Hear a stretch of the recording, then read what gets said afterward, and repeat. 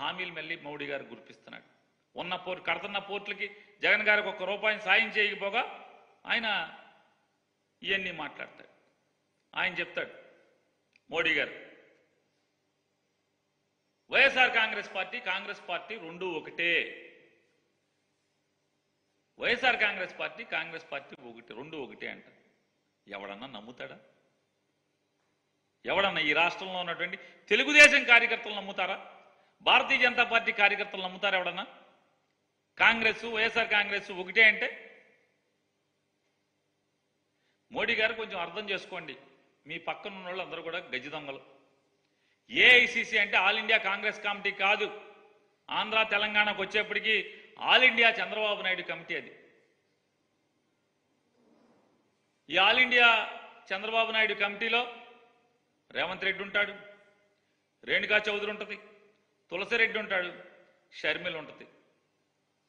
వీళ్ళందరూ ఎవరు? చంద్రబాబు కోసం, చంద్రబాబు మేలు కోసం పనిచేసేటువంటి వ్యక్తులు, శక్తులు వీళ్ళందరూ కూడా. అది మీరు గమనించుకుంటే మంచిది. మీరు చంద్రబాబుని చాలా జాగ్రత్తగా కనిపెట్టుకోవాలి. మోడీ గారు మీరు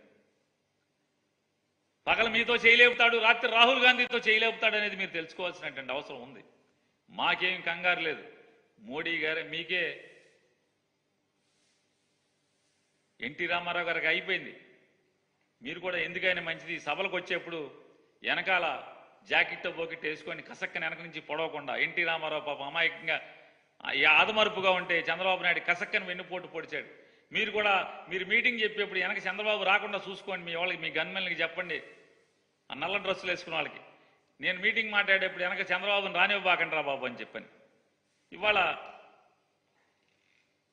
పగలు మోడీతో, చీకట్లో రాహుల్ గాంధీతో చేతులు కలిపేటువంటి చంద్రబాబు నాయుడిని పక్కన పెట్టుకుని మీరు వైఎస్ఆర్ కాంగ్రెస్ ఒకటని మోడీ గారు లాంటి వ్యక్తి మాట్లాడటం అనేది ఇక అది మీకే చెల్లుతుంది.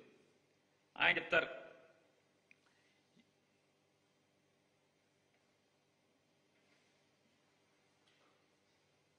ఎన్టీఆర్ని గౌరవించింది మోడీ ప్రభుత్వం. నందమూరి తారక రామారావు గారంటే ఒక దేవుడితో సమానం ఆంధ్ర రాష్ట్ర ప్రజలందరికీ కూడా. ఆయన ఎన్నో సినిమాల్లో దేవుడి వేషాలు వేశాడు. దేవుడికి ప్రతిరూపం ఎవరంటే ఆ ఆకారం అదంతా కూడా దేవుడిలాగా పోల్చుకుంటారు. అటువంటి ఎన్టీ రామారావు గారిని వెండి నాణేలు ముద్రించి మోడీ ప్రభుత్వం గౌరవించింది అని చెప్తున్నారు. ఎవరి ముందు చెప్తున్నారు మీరు? పక్కన ఎవరిని కూర్చోబెట్టుకు మాట్లాడుతున్నారు?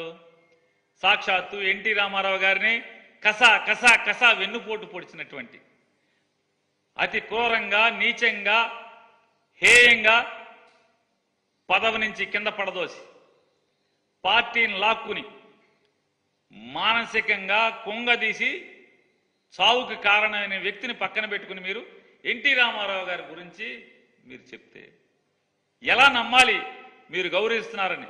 ఎన్టీ రామారావు గారిని కూలదోసి పడదోసి సాక్షాత్తు ఎన్టీ రామారావు గారు చనిపోయే ముందు జామాత దశమగ, మీరు ఎవడన్నా నమ్మండి, నా అల్లుడు మాత్రం నమ్మబాకండి, వీడు పెద్ద గజ దొంగ అని చెప్పని ఆయన చనిపోయే ముందు చివరి మాటలు మాట్లాడినటువంటి వ్యక్తిని మీరు పక్కన కూర్చోబెట్టుకుని అతనితో చేతులు కలిపి మీరు రామారావు గారి గురించి మంచి మాట చెప్తే ఎలా నమ్మాలి?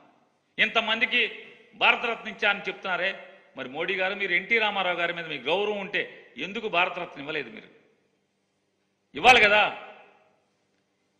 ఎన్టీ రామారావు గారికి భారతరత్న ఇవ్వకుండా భారతీయ జనతా పార్టీ ప్రభుత్వం ఇక్కడికి వచ్చి రామారావు గారి గురించి ఏ కబుర్లు చెప్తారు. ఎవరి గురించి మీరు వచ్చింది ఇక్కడికి? సాక్షాత్తు ఎన్టీ రామారావు గారి వ్యతిరేకంగా రాజకీయాలు చేసినటువంటి రాజశేఖర్ రెడ్డి గారి కొడుకు ఎన్టీ రామారావు గారికి నివాళులు అర్పించాడు. ఆయనకి కృష్ణా జిల్లాలో ఒక జిల్లాని మెడగొట్టి ఒక జిల్లాకి నందమూరి తారక రామారావు గారి పేరు పెట్టి గౌరవించినోడు జగన్మోహన్ రెడ్డి గారు.